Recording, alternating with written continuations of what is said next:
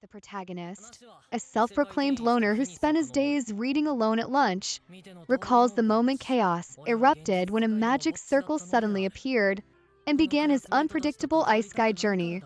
In a startling instant, he watches in disbelief as his body begins to vanish, triggering panic among his startled peers.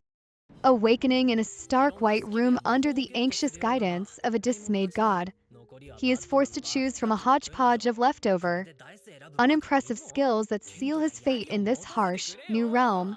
Demonstrating unexpected ingenuity, he modifies a humble wooden stick with his packing magic to fend off a small horde of goblins in his first real test of combat.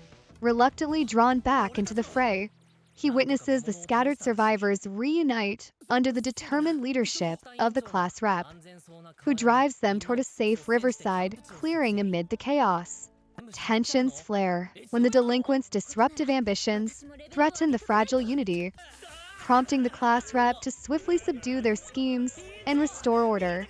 Despite shared hardships and fleeting moments of camaraderie, he resolutely reaffirms his commitment to mastering this world alone, wary of the burdens his cursed skill set might impose on any team. As discord erupts once more within the camp, urgent exchanges and frantic appeals for calm place him amid a rapidly escalating scramble for safety. Right after the earlier chaotic scramble, the group sparks a debate about setting off downriver for town, with one member jesting that Haruka's curse stats might hold everyone back. Soon after, Enichi recounts a recent encounter with a kobold that left him wounded yet triumphant, his tale laced with equal parts irritation and humor.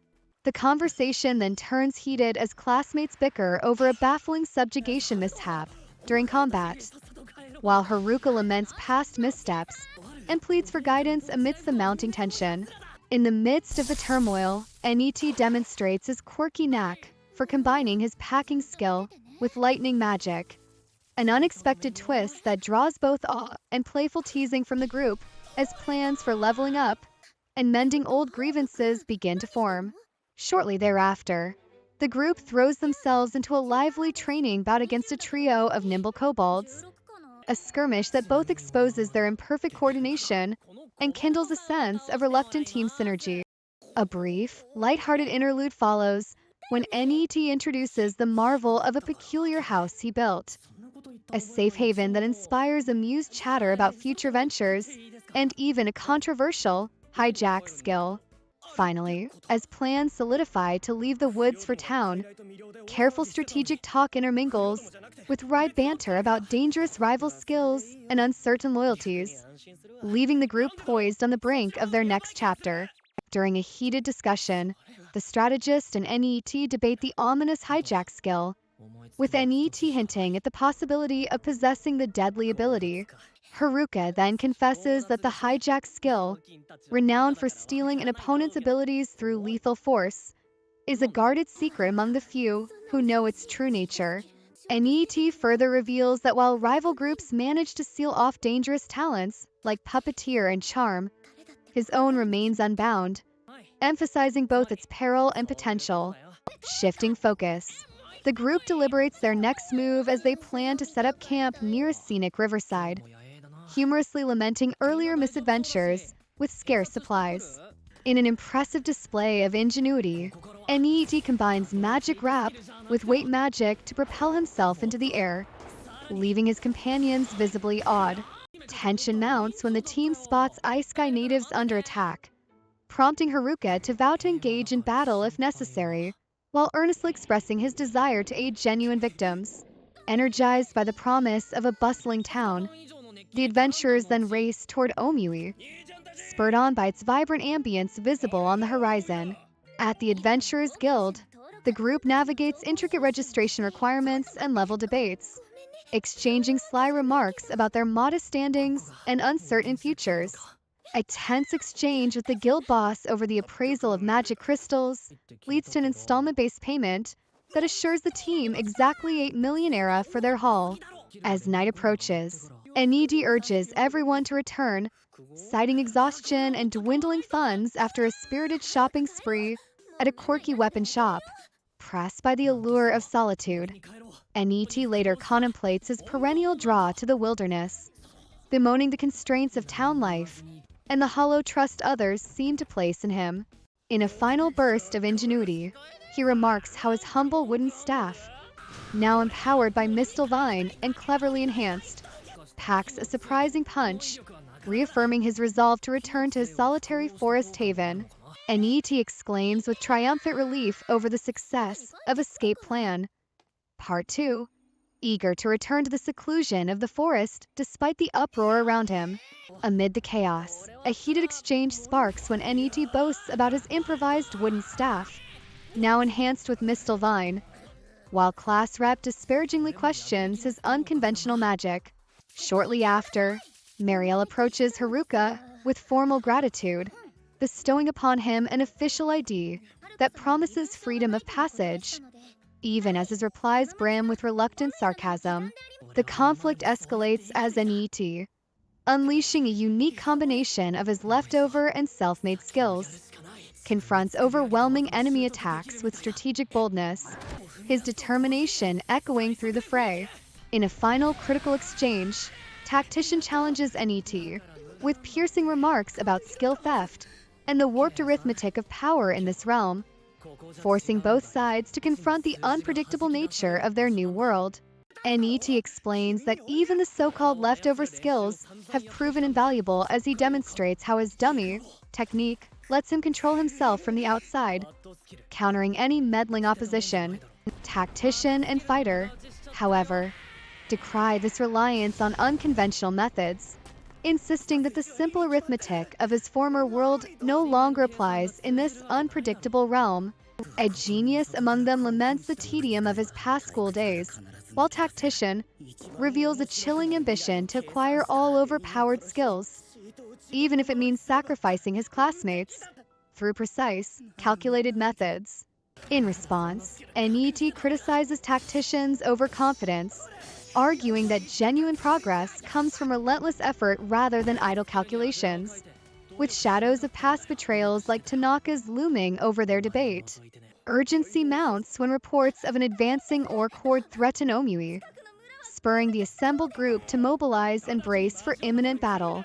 At the same time, NET fixates on the elusive pheromone ring, an artifact said to transform how others view its bearer, underscoring his desire to reshape his social standing through unorthodox means.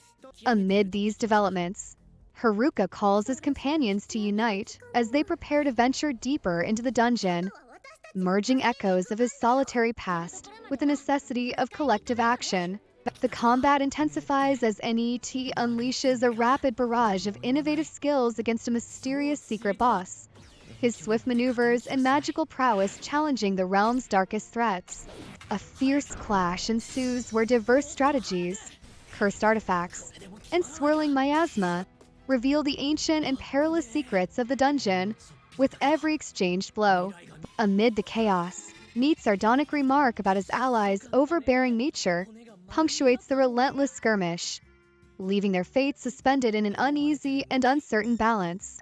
The party deliberates their next move as they debate bypassing relentless level 100 foes and navigating treacherous dungeon traps, with NET urgently insisting on avoiding consecutive battles, while a delinquent notes the Dungeon Emperor's unexpected leniency. NET then scrutinizes a newly obtained, cursed silver armor, drawing a parallel between its burdensome nature and the overbearing personality of the class rep, while Foodie interjects with a wry observation about its impracticality. At floor 50, Haruka relays the daunting sight of an imposing cyclopean giant with multiple arms, which sparks concern from the guild boss over missing guard reports. Amid the mounting pressure, disjointed calls for organized rescue echo through the corridors as the group confronts a fresh stampede of monsters, prompting Party Guy and others to urgently discuss the dwindling unity among their ranks. In the heat of battle, Neat's conflicted stance over dealing with a captive Angelica fuels internal debate, as questions arise concerning whether the dungeon boss was truly vanquished or merely subdued. Following a series of tactical maneuvers across floors shifting from fiery trials to watery perils, the team regroups when Haruka reappears to assume leadership, with NET begrudgingly acknowledging the refreshed unity among the adventurers. In a decisive moment of camaraderie, Haruka firmly secures NET, despite his protests about inescapable entanglement, cementing a rare, unspoken solidarity that hints at the strength of their makeshift alliance. Following the tense dungeon reunion, Haruka and NET exchange playful barbs as the mood swiftly shifts from welcome back levity to mounting urgency. Amid the chaotic retreat, Haruka forcefully secures NET, while the group braces for the onslaught of a sudden monster stampede that imperils Omui. In the midst of panic, a guide's urgent alert about a third wave propels the adventurers into a frenzied race toward a surface teleportation gate to rescue their threatened town. As the chaos intensifies, NET narrates how Angelica's formidable powers halted the monster's advance, hinting at her true might as the Dungeon Emperor despite lingering uncertainties about her role. A brief, spirited interlude follows when NET launches an impromptu dungeon battle bargain sale, injecting levity into the crisis, as rare equipment is redistributed with contagious enthusiasm among the comrades.